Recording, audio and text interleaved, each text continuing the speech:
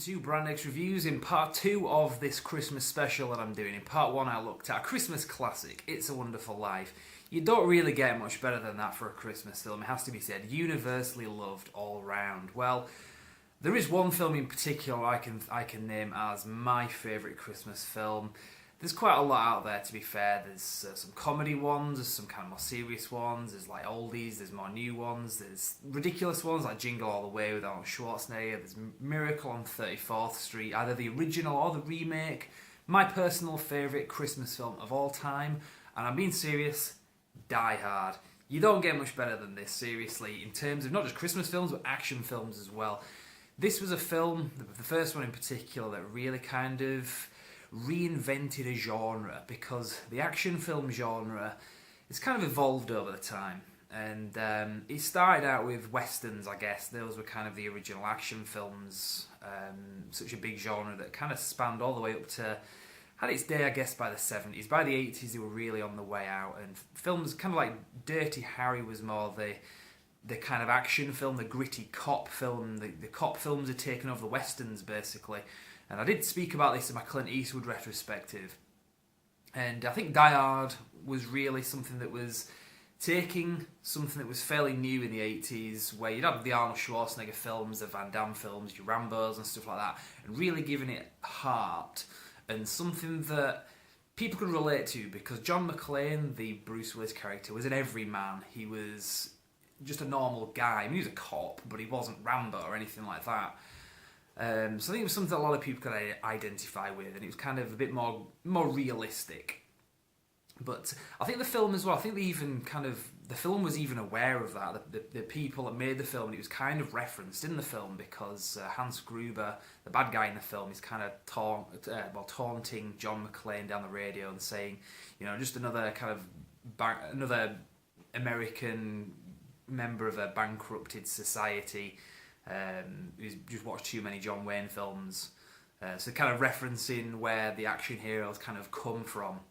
And funny, he says he was always partial to Roy Rogers when he was a kid, and that was a kind of a Western actor from kind of the 40s and 50s, I guess. So that would have been something that Bruce Willis, a guy of his age, would have grown up with, which is kind of weird now, because putting this into context, I watch this film every Christmas pretty much, and this is the first time that I am now actually the same age as the John McClane character. I'm 33, and that's roughly the age that Bruce Willis, the actor, was when he did this. And so for me, just like the John McClane character, he kind of grew up watching Roy Rogers films. I grew up watching films like Die Hard. So it's kind of at this point in time, it's like this is the old film that Roy Rogers was back when this film was made. So I just kind of found it kind of like coming full circle, I guess. Kind of being a bit deep there. But there's a film obviously that spawned like 4 sequels, some of them great, some of them not so great. I'll kind of get into that. But obviously as well, part of the reason I'm doing this review now is because it's Christmas, and to me it's more than just an action film. It is a good Christmas film too, to the point, like I say, where I watch this film every Christmas. I mean, there are some other good ones like that I grew up with, like Home Alone and stuff like that I tend to watch every 2 or 3 Christmases in a row. But Die Hard, guarantee I watch it every year. I say guarantee, last year was the first year in memory that I can remember not watching this on Christmas, and it's been a tradition like since forever, as far back as I could, going back way back into the 90s, every Christmas. But I didn't watch this last year because the 5th one really kind of what's the word I'm looking for? Demoralised me against this franchise. But I'll get to that at the end. I'm just going to kind of skip over the sequels, but I'll talk about the original film. So what else can I say about this? The bad guys in this as well, they weren't your generic, you know, they've got an agenda, this is how they're going to do it. There was a big plot twist. You're supposed to think these guys are terrorists, and that they're a bunch of kind of mindless thugs. And to a certain extent, some of them are, they're just kind of your henchmen. But you know, that wasn't their plot. It wasn't a terrorist thing. It was a robbery. A very straightforward thing to do, but a very, very strange way of going about it, pretending to be a politically motivated terrorist. All the while, that's just a cover for what is a bank robbery, basically. I was going to say a high-tech bank robbery. At the time, this was very kind of modern in terms of the technology and stuff that you kind of see in this film. But it's kind of laughable now. Like the bit at the beginning of the film where you have Bruce Willis in the limo and he's being driven towards the building, the Nakatomi building, by this limo driver, Argon. He's kind of this cocky young guy. And he's kind of he's bragging about his limo and how high tech it is. And it's got everything, man. It's got VCRs and stuff, and it can play like cassette tapes. It's kind of laughable now because that's like, very. I mean, it's an old film. This film is like over 25 years old now. So, but now the version that I've got anyway, kind of talk about which ones are worth getting out there if you don't already own the film or if you're thinking of upgrading. I own the first 4 films on DVD. I don't actually have them on Blu-ray. It's something I've been contemplating doing, but they're kind of dear to me, the DVDs, because it's one of the early ones that I got, I think, back in 2000 I bought the individual ones, and they weren't very good in terms of extras, but then they re-released it in this box set with 1 and 2. And you get loads of stuff with its deleted scenes. It has an extended version of the film as well. It's very slightly extended. There's just one scene where there is where they're trying to cut the power to the building where the feds turn up, and they're going to cut the power to the building. It's slightly extended in that the power does get cut, but then the hacker guy kind of turns the power back on. Hans Gruber says to him, annoy them. And it kind of extends it, but it's not a very important scene, but it's interesting. And it kind of for a moment flashes into black and white as well, because it wasn't fully done for the extended version. There's plenty of other extras and stuff as well on this. And Die Hard 2 as well has got plenty of extras as well. And you get those two together. I think the third film originally wasn't released through 20th Century Fox. It was Touchstone. And so that didn't originally come in a box set with the other films. I know it has done in more recent times, but I'll get to the sequels later on. Now, the end of this film has got to be one of the best end scenes in a film, but I'd say one of the best scenes, full stop. That's the bit where, right at the end, you have this tension built up through the film with John McClane and this terrorist called Carl. He killed his brother. He killed Carl's brother. So he basically wants revenge on him, and they did get into a fight, and John McClane won. He kind of wrapped a chain around the guy's neck and left him hanging for dead. So you think, well, that's the end of that guy. And you've also got the stuff kind of building up with Sergeant Powell, the guy on the outside on the radio that's been talking to McClane.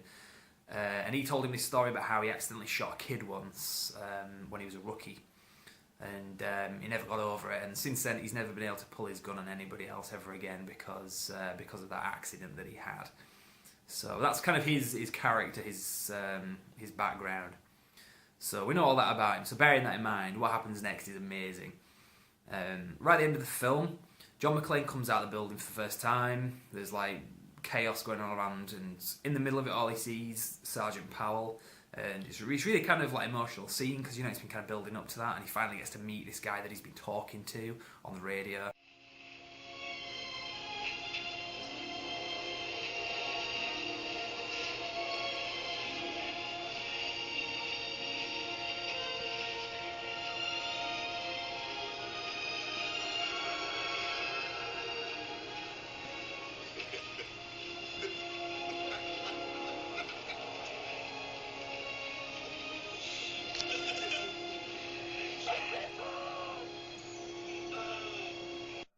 So that's one thing it hits you with. And then all of a sudden you see the idiot cop, the one that has been kind of talking shit all the way through the film about John McClane, saying, we don't want your help. And he comes up to McClane and he kind of breaks up this moment, and he's like, yeah, I want to have a word with you. You're responsible for like destroying this building and endangering people and interfering with police business. In any other film, that would just be, right, I'm the good guy, you're an idiot, punch him, everyone would laugh at the end kind of thing. This film's different. That's about to happen. You can see he's about to go back for him. But then there's like a lot of disruption, and it's Carl, he's back!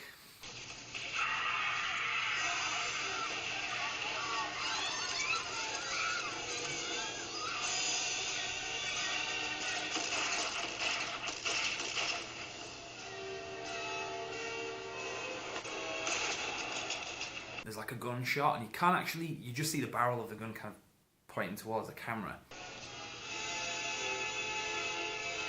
And then it kind of pans back and it kind of focuses in. And it's Sergeant Powell.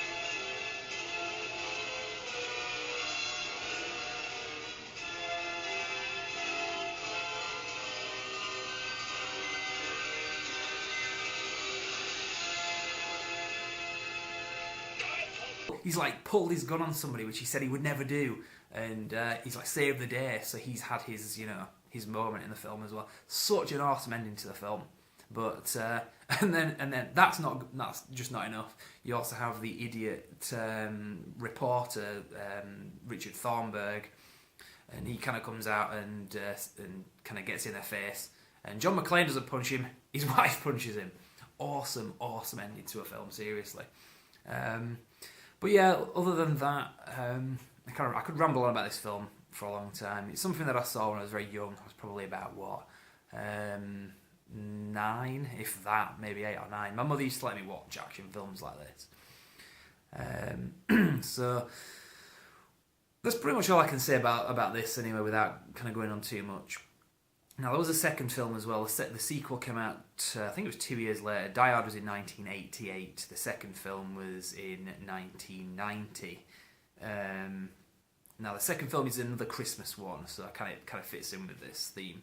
And it's one where it's not as good, basically. It's a good film, don't get me wrong, but the first one is amazing. It's really is a groundbreaking action film. The second one, I'm a big fan of it, but I know a lot of people aren't. So, but with the DVD of that one, you get plenty of stuff, deleted scenes and stuff like that. And yeah, I don't want to say much else about that. But I do remember, well, one thing I think about the second one. I remember back in the day when you get films on tape, and I had this in widescreen. I got it for Christmas one year, and for some reason the widescreen version was an 18, the normal square version was a 15, which is a bit weird. But that's just a bit of trivia for you there. Now, the third film, Die Hard with a Vengeance, it kind of changes format a bit. That one wasn't a Christmas film because it was kind of ridiculous at this stage, having a Die Hard film, having John McClane getting into trouble every Christmas is just kind of ridiculous. I mean, doing it a second time was, the premise of it, they say lightning didn't strike twice, they were wrong, kind of thing. He even says in the film, how can the same shit happen to the same guy twice? So yeah, the third film kind of was a summer film, and a lot of people say is as good as the first one. I don't know, I think the first one's ever so slightly better, but the third one is an excellent film as well. And it was the same guy that directed the first film, John McTiernan, who returned to the third one. So he did the first one and the third one. The other films, 2, 4 and 5, are all different directors.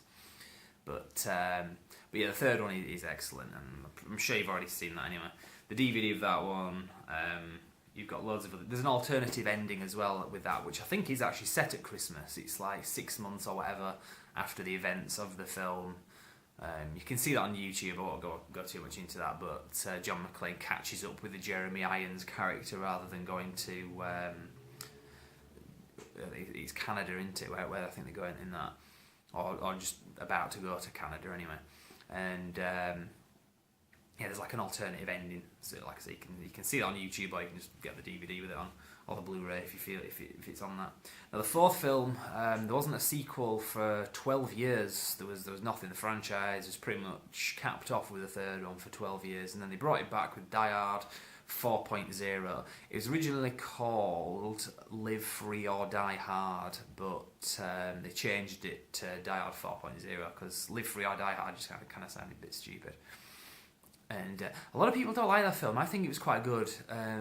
It was definitely the weakest up till that point of the 4 films, but I liked it. I thought that the character of John McClane that he played was the same character. Obviously, it was in our modern times with technology and stuff like that. Moved on since the last time we saw him. I fully bought that it was a sequel, that it was John McClane, that it was that same universe that they set up in the first film. The action in it was great. There was some ridiculous stuff. A lot of people, when they criticise this, they usually refer to the end bit with the jet, and he's like jumping on top of it. Yeah, fair enough. It's far fetched, but I mean, there's a lot of far fetched film stuff in all these films. I think it's just because it was done with CGI, and CGI just kind of looked ridiculous. If it was like a modern film and it was like a new franchise, you just wouldn't really compare it to the others. But the others were very kind of stunt work, all that kind of stuff. But then to have like a CGI jet with an old Bruce Willis kind of jumping on top of it doesn't quite have the same thing that it had in the original film. But the original 3 films. But still, I liked it.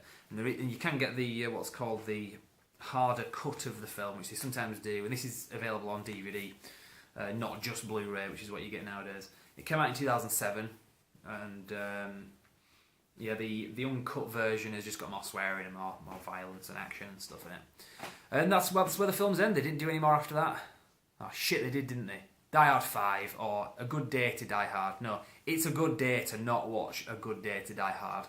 Shockingly bad, seriously. I mean, I thought I was kind of pushing the boat out by giving this one a bit of praise and saying, actually, no, 4.0, I liked it. 5, irredeemable. Seriously bad. I went to see this last year at the cinema, and I didn't have high hopes. I mean, I liked the 4th one, like I say, but I just had a bad feeling about it.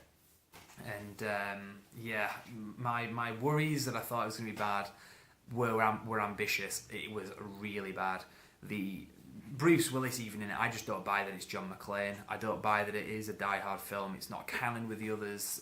Well, it is, but in my mind, what I saw in that film was not what I saw in any of the films, including 4. I mean, A Good Day to Die Hard makes Die Hard 4.0 look like the first film. It's so bad. I mean, part of it is not just that it's bad. I mean, I can be specific. The character, what they did to him, what was so appealing about John McClane was, like I say, he was an everyman character. He was, I mean, apart from the fact that he was a cop, other than that, he was just a guy, just a straightforward guy. He wasn't Rambo, he wasn't Superman. This one, he's John Matrix out of Commando, the Schwarzenegger character out of that. He's like flipping cars, he's doing stuff like that. Not just kind of because he's jumping into a situation, just happens to survive it. He's quite, what's the phrase? He's efficient at what he's doing, and he wouldn't be. I mean, you could even say, well, the experience that he kind of gleaned from the others has turned him into some kind of like Navy SEAL character. I don't buy that, seriously. And he's a jackass as well, he seriously is. He's like going to rescue his son, fair enough. But the number of people whose lives he risks and probably even kills in a car chase scene just to get to his son, who clearly doesn't want to have anything to do with him. He's running away from him to get away from him. And Bruce Willis is still chasing him and like running over cars and stuff. And it's mental.